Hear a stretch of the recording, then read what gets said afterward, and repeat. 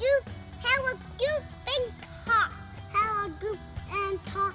My name is Bear. Welcome to our Apostle 15 the Koi Corn. Today we're talking to Adams and Daven. Hope you enjoy it.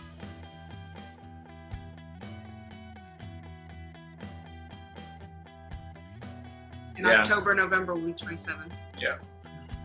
That's crazy. Super weird. Okay, so you're coming up on 12 months. Yeah. Yeah. We'll hit. The end of October. In some ways, it felt like it went by like really, really fast. And then in other ways, I'm like, well, everything that's gone on with Corona and all of that, like sometimes it feels like it's dragging on and it's like, it's only been 10 months, but Yeah, I feel like you'll get to a point where you're like, you have your mentality of like, well, we're not going to be here that much longer anyway, so we'll just do what we do and we'll see what happens. we're trying to avoid the negative parts that come with that and just focus on like, okay, so this is how much we still have time to like be productive and get stuff done. Mm-hmm. The simplified focal point of what you guys are getting to do is leave the place better than when you came. It's really hard though still because like, I mean, we can have like a maximum of 20 people in our church building just because it's really small. And then everybody else comes with Zoom, but we don't ever have like the max there because most people just tune in on Zoom and they kind of have this mentality of like, well, it's just so much easier to stay home and do it on Zoom. And it's like, yeah, that's true. And so it's kind of concerning because it's like, okay, we can start having more people at the building, but they're not coming. We've started noticing as we've been talking with members, just like one-on-one, like it is actually, this separation is hurting them in some ways. And it's hurting us too. It's hard to feel connected, especially in a church setting when you can't like physically be around each other. And we've noticed that that's starting to really take a toll. And it's hard too because there's no foreseeable end to it right now. As we fully know God is relational, he wants a personal, unique, individual relationship with each of us. And we know God is communal and wants unity within the body and people gathering and being more powerful as one. And we cannot get that aspect of it from home as much as the internet might be able to duplicate some of the other things. We're just trying to make the best of the situation. It's not easy, and we'll just see if it ever really goes back to normal or if we have to adjust to a new normal. And so it is hard because it's hard to see these, especially like our older members and stuff that all tune in on Zoom and not know like when you're going to actually see them again. How's Gemma, by the way? I've been meaning to ask. She's doing a lot better. Come on, baby. Come here. Was she sick for a while? Yeah, Yes. she had a problem with her pancreas, to where it's swelling up real bad. I guess she got some kind of virus or something. And so she was having some stomach problems. And so that happened on like Monday night is when it started. So we said, well, we'll see how she does tomorrow. And then it didn't improve. And so we said, well, we'll take her in the morning if it's still not going. So we gave it a couple days and it didn't improve. So we took her to the vet. We had to take her to an emergency vet. And they said that she had a problem with the pancreas, so they had to keep her overnight and put her on medicines They and kept her stuff. for 2 days. And they kept her for 2 days. 2 days and 2 nights. And then we found out afterward, after she had recovered, that she had like a 50-50 chance while she was there. And they didn't tell us that. And I'm glad that they didn't tell us that because we just would have been freaking out even more. Right. Yeah, but it was just it was a virus thing, and they said the only thing you could have done was like take her in sooner, but we did like what you normally do, if you ever look up, like my dog might be sick, you say, well, give it a couple of days, and if it doesn't improve, take him to the vet. And so that's what we did. But she's all fine with that now. And then last week, we noticed that something was messed up with her tooth. One of her molars was like chipped or something, and like part of the gum or something was sticking out. It was like swollen. So we had to take her to the vet again for her tooth. And but she's fine. And then they gave her this like antibiotic plus a pain medicine to because like I said, there was like flesh exposed under the tooth, and so they wanted to make sure she didn't get an infection. So I had these painkillers that I was supposed to give her one a day for a week. And I gave them to her, and then I put them on the dining room table before we left for class and didn't think about it, and then came home and she had eaten the whole pack. And that was 2 days ago. So then I had to call the vet again and be like, I think my dog might have overdosed. And so we pretty much, Gemma burned through our emergency fund. Yeah. Yeah, which we're grateful we had. I mean, that's what it's there for. But we were like, oh, okay, wow.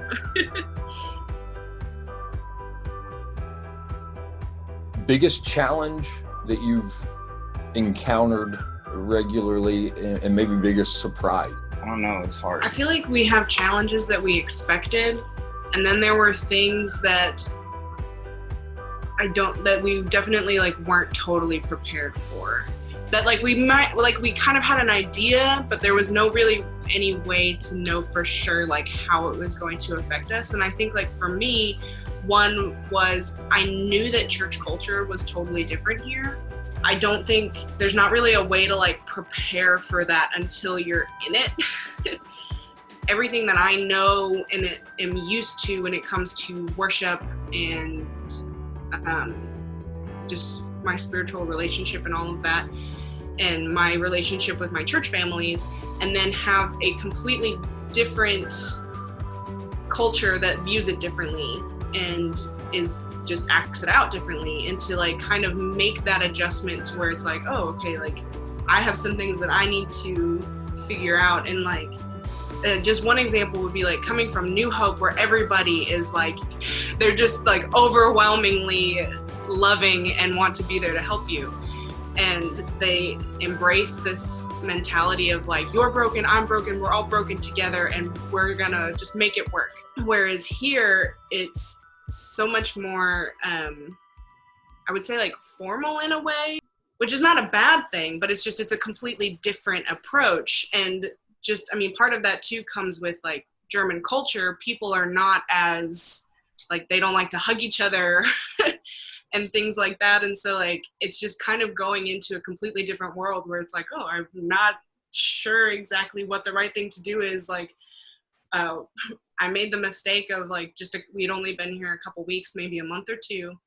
And I went up to hug somebody and she did not want me to hug her. And I didn't realize it until it was already happening. And then it was just like this weird where she just like stood there pinned straight, and I hugged her and I walked away and I was like, okay, good luck with your surgery. And it was like, and then I walked away and I just felt horrified because I was like, I have no idea how to like interact here. This situation, because I want to be like supportive and love on her, because she was about to have this major heart surgery, and I was like, but I did not do it right.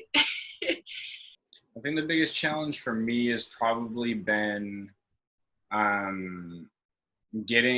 understanding how our church functions here, what is really going well for them, and then what areas are they struggling in, and trying to see what of those issues can we help as part of why we're here, and what are the things that are kind of bigger than we are as short-term missionaries. That's hard, because we definitely want to come in with this like almost like a superhero mentality. I mean, we're definitely learning the hard way that there are issues that we need to just be like, okay, this is not something that we should be involved in. I guess, Adam, to your thinking of assessing on the front end, thinking from the perspective of traveling over there, here's what we believe we'll be able to contribute. Here's what we're going to do. Here's what we're hoping to do, in contrast to what you've actually found maybe is more the reality of that. What I mean, we probably thought that we'd be bringing a few people, like a few new people to the church, which is really hard for us, even though we're doing mission work.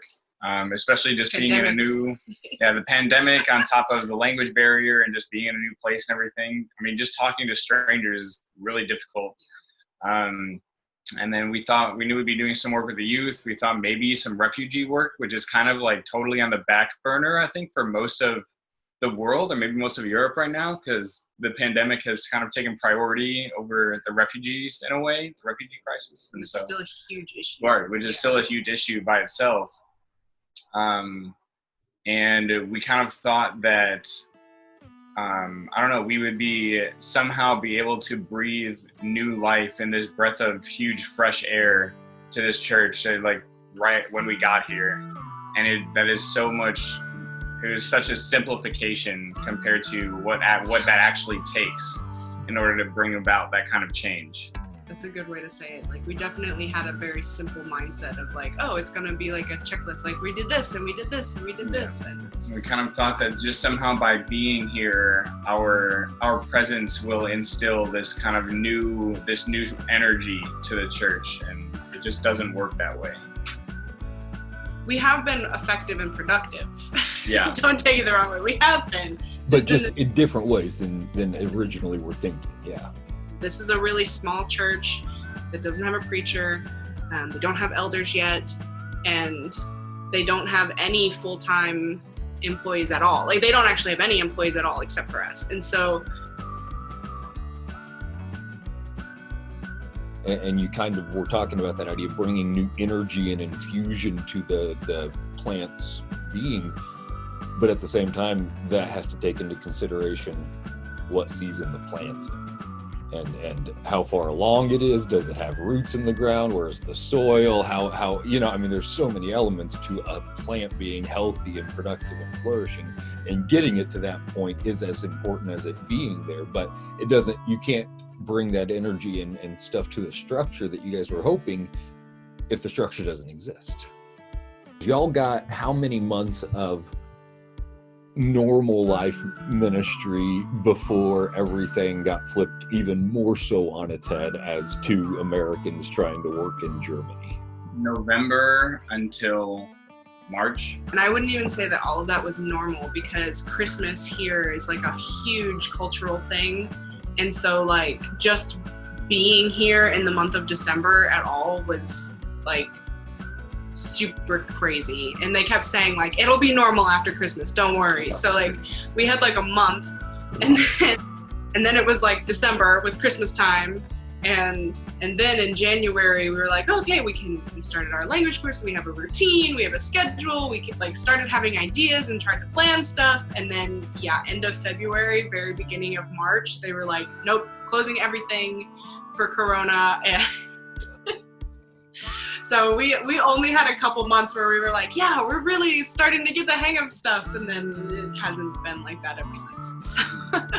When we got here, we were expecting to have a very clear idea of exactly what they want from us and what to do. And they more had general ideas. Like, they knew they wanted us to do a lot of work with the youth, but they didn't actually know what that would look like or what they wanted it to look like.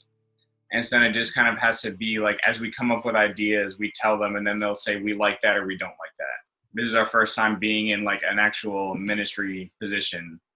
And so having to come up with a lot of the idea work, trying to figure out what's the balance of like, how much should I be coming up with on my own to be like earning what I'm doing, and how much of it can I say like, well, other people already have so many great ideas, I'll just use some of theirs. That's the key to ministry, though. One of the things I'm probably most proud of in terms of the youth work that I've done so far, on top of one of our guys has been baptized, and so obviously that's the highlight so far. That just happened last week. That happened a couple weeks ago. Super surprised. It completely revitalized us. Yeah, but I've been making a lesson series that I might have told you about already that's related to Marvel superheroes. So I had the idea a long time ago, but the only idea I had, because I wanted to take like Marvel superheroes and then find some quality or characteristic of them and relate it to a characteristic of faith. And so, but now up to this point, I'm doing it as a boys class, and I have like 12 different lessons. And that feels like this is something that I came up with like by myself. And I think one of the lessons that I might be most proud of is actually where there's not one specific character, because I chose sidekicks, and how like the importance of sidekicks and how they play a role in the hero story, the same way that we are merely sidekicks in Jesus's story. Daven, I think you even maybe use the phrase, we have this kind of superhero thought process as people who want to live out the gospel. And nope, we're not the hero, we're the sidekick. I always think about it as like when you're carrying groceries in from the car and you're thinking, I have to get all of it in one trip. Like, I have to get as much of it at once as possible. Like, 2 trips is not an option. And I think we have that same mentality a lot, like going into ministry of like, I have to do as much as possible, like right away, all the time, like 150% all the time. I think like, especially for me, because I'm one of those people where I like to be productive and get it done right as quickly as possible and as efficiently as possible. And I realize that that's not always the most effective way. And I mean, it causes me a lot of stress too. And I'm learning that about myself of like, I can't be as effective for Christ if I'm only capable of functioning at like 60% because I've worn myself down and stuff like that. And so I'm learning that a lot about me. I can give 100% of myself, but I'm only the sidekick here, to use Adam's phrase, and that like I have to be letting God do all the heavy lifting. I mean, even the Son of Man didn't come here and start spinning his wheels and running.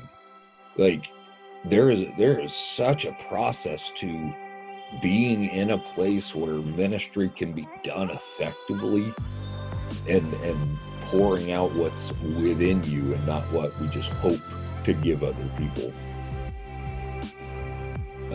Where maybe some of those things factor in, because I think that ability to keep ourselves and our cups each day poured into and replenished is as vital as anything a minister can do. For me, I've been listening to podcasts by the Bible Project guys.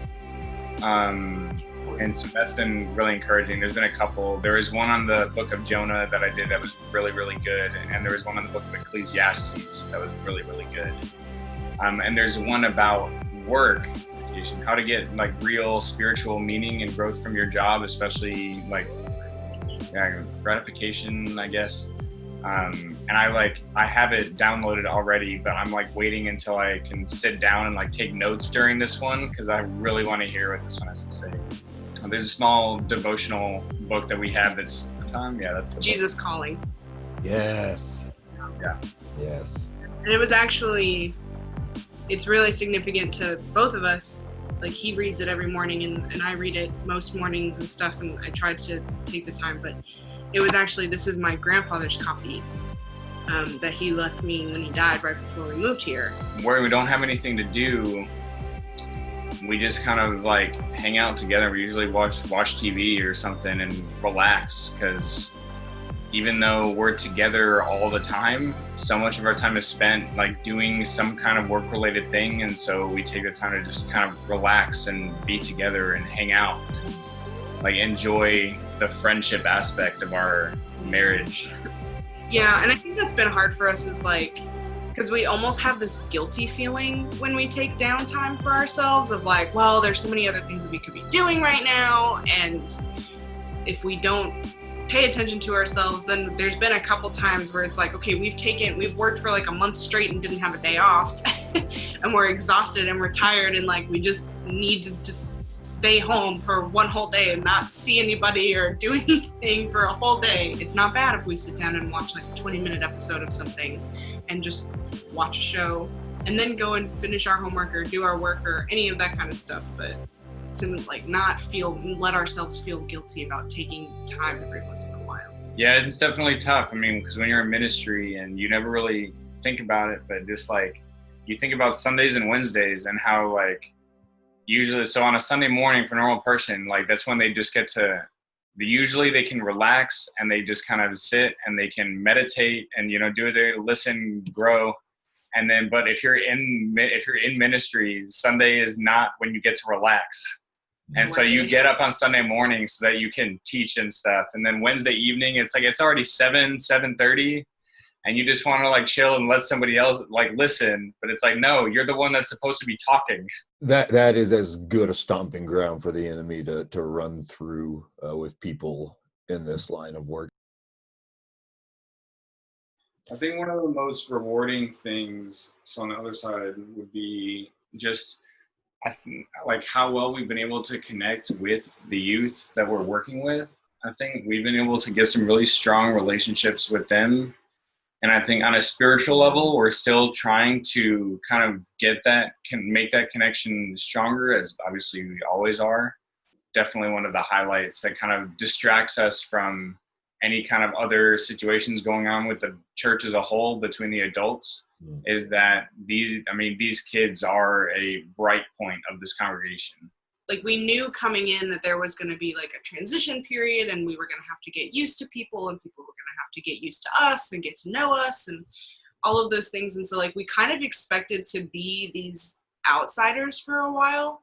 But like since day one, these teenagers have been like, okay, you're here and now you're like our best friends. So overwhelming in some ways, because like we are experiencing that with the adults of like, we're still getting to know some of them. And especially with all of this pandemic stuff going on, like there's still people that we've only seen a handful of times in this year that we've been here like face to face.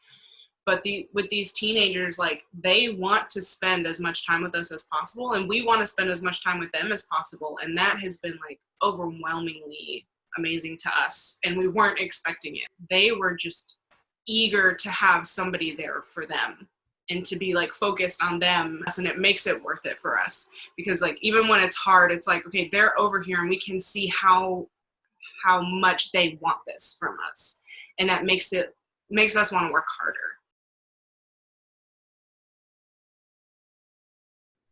Finding the areas where God is just actively saying, no, keep going. Like this is good work. You're just keep your eyes on the prize and keep remembering who's in control. Because Daven, you nailed that. Like God's doing the heavy lifting. We're not the ones dictating any of this. We're the sidekicks. We're here to help redirect, to be the best friend, to be the best teammate we can be, and to point people to the superhero. I mean, that's something we said before we came, was that if we can make a difference in the life of one person, if we can bring one person closer to God, then that will make all of this worth it. You guys are doing good work, and I don't think there's any doubt about that.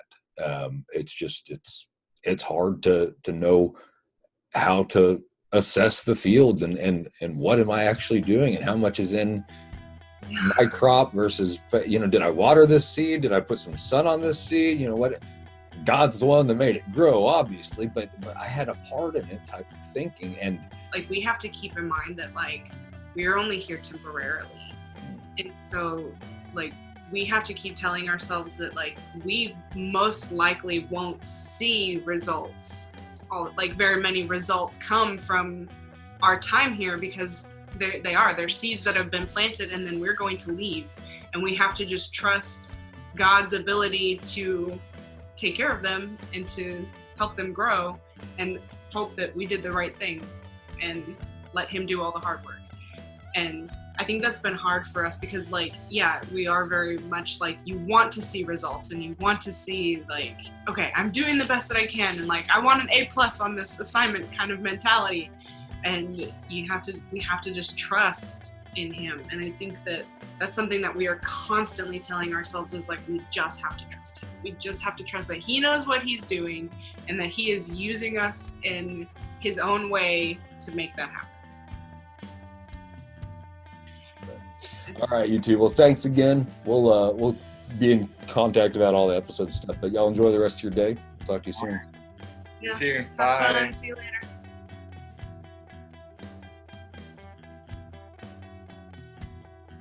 Duncan, Adam, and Daven. See Chloe. See you next time on episode 16 of Corner.